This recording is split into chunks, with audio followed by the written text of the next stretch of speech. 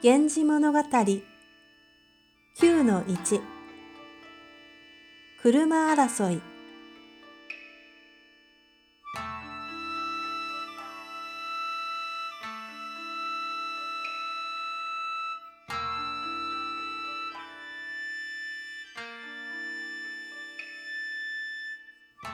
源氏は22歳になった。天皇が変わって朱雀帝の時代になった。源氏の父、桐壺帝は院になって藤壺の息子を次の皇太子に指名すると、藤壺と一緒に院の御所へ引っ越した。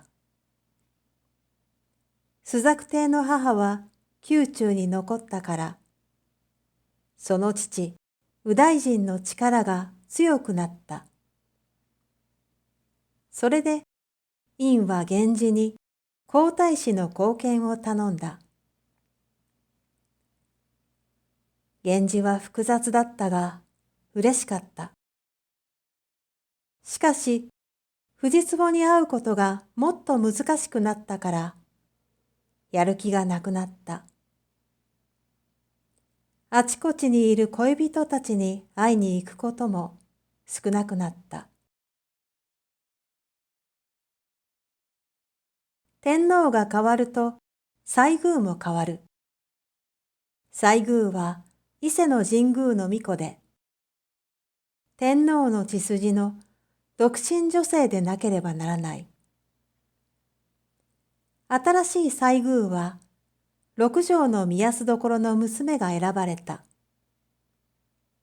宮須所は皇太子だった桐壺院の弟と結婚したが、その皇太子が病気で亡くなって、今は源氏の恋人の一人になっている。しかし最近は、源氏が彼女に会いに行くことはほとんどない。宮須所は悲しくて寂しかった。源氏のことを諦めて、娘と一緒に伊勢へ行きたいと思った。そのことを知った桐壺院は、源氏を呼んで叱った。宮須所は元皇太子妃だ。いい加減に扱ってはいけない。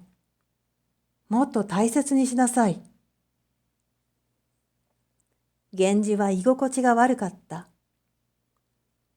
人の噂は怖い。自分と宮須所の関係を院までが知っている。六条の女にもっと気を使わなければならないと思った。しかし、宮須所自身が源氏より7歳年上だから気を使って源氏に遠慮していた。天皇の子源氏にも強く言える立場だが、何も言わなかった。それで源氏も彼女を特別に扱わなかったのだ。源氏の正妻、葵の上も、夫とたくさんの恋人たちとの噂を聞いて、源氏を恨んでいたが、何も言わなかった。言っても源氏は変わらないと思っていた。どちらも冷たい、と源氏は思った。やがて、葵の上が妊娠した。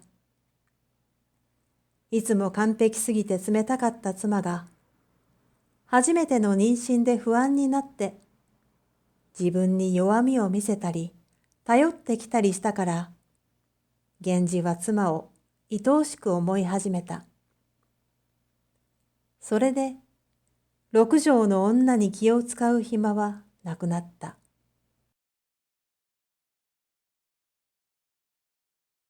天皇、西宮と一緒に、鴨神社の巫女、西院も変わる。新しい西院は、桐壺院の三女だった。鴨神社の祭りの前の日、新しい祭院の決済の儀式に、若くて美しい貴族の男たちがたくさん参加した。もちろん、源氏も参加した。その行列をみんな見たかったから、その日は一条大通りが人や牛車でいっぱいになった。葵の上は妊娠で気分が悪かったが、次女たちが源氏を見たがったから仕方なく車に乗った。しかしもう遅い時間だった。沿道にはもう車を止める場所がなかった。従者たちは身分が低い人たちをみんなどかせて無理やり車を止めた。葵の上は左大臣の娘で源氏の妻。主人の身分が高いからその従者たちは誰にでも偉そうだった。前の方に古くて小さいが趣味がいい車があった。身分が高い人がお忍びで来ているのだ。ダメだ。この車は他とは違う。どかせることはできない。その車の従者たちは動かなかった。葵の上の従者の中には酒をたくさん飲んで酔っ払っている者もいたから、すぐに喧嘩が始まった。それは六条の見やすどころの車だった。やがて気がついた葵の上の従者の一人が言った。おい、こっちは源氏の君の奥様の車だぞ。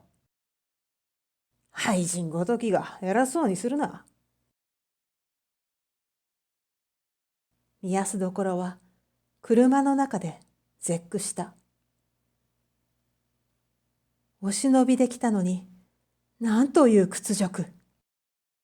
自分は元皇太子妃だが、今は愛する男に会いに来てもらうこともできない。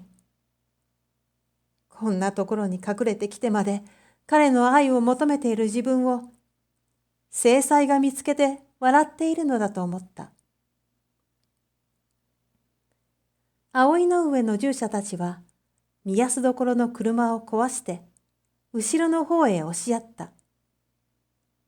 見やすどころは、今すぐ帰りたかった。なんて悔しい、恨めしい。やがて、見えた、行列が来たという声が聞こえた。見やすどころは、それでも一目、源氏を見たかった。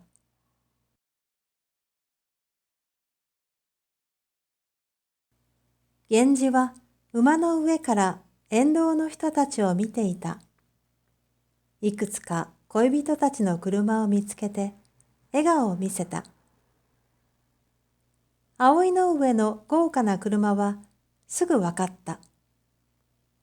源氏の従者たちはその前で敬意を表した。見やすどころの車には源氏も誰も気がつかなかった。美しい貴族たちの中で源氏の君は誰よりも美しかった。その姿を見ることができて、見やすどころは嬉しかった。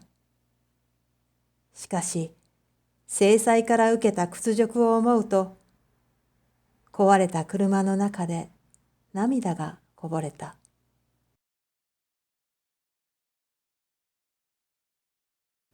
次の日は鴨祭りだった。葵の上は屋敷から出なかった。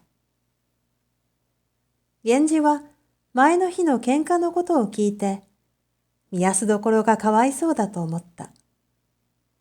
それで六条へ会いに行った。しかし見やすどころは、娘が決裁をしているから、私も男性と会うことは控えます。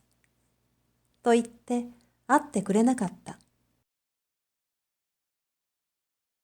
源氏は葵の上のところは行かないで、二条の屋敷へ戻った。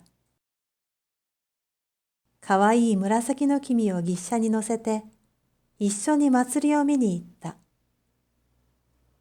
しかし、今日はもっと人がいっぱいだった。